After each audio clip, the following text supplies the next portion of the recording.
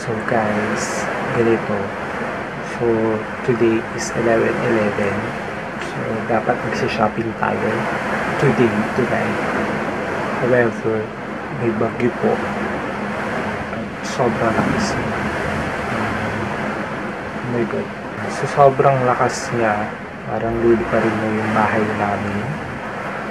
So yan. So dadaling ko kayo sa labas para makita natin kung gaano kalakas yung bagyo.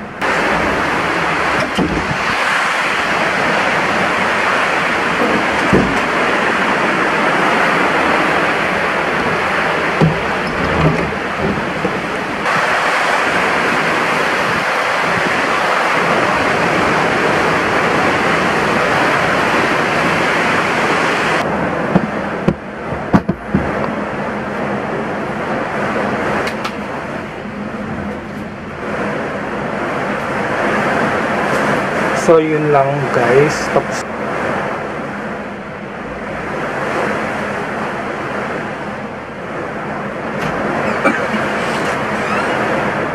today is November 12 na.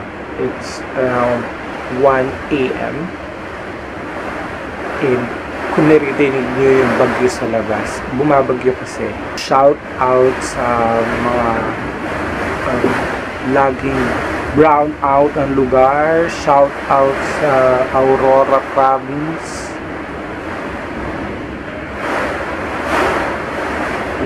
Shout out sa lugar kung saan laging walang kuryente. So ito tayo, epekto ng bagyo kagabi.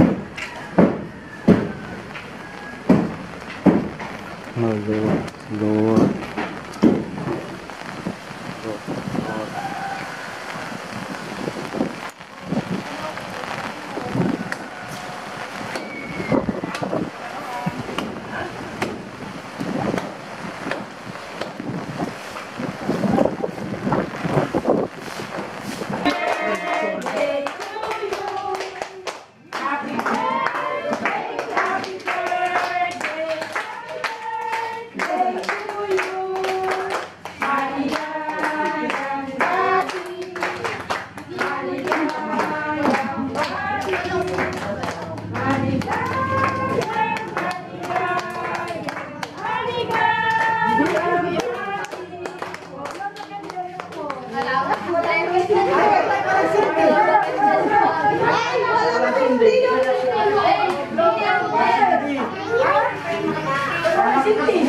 Ang loko na kailan yung papa.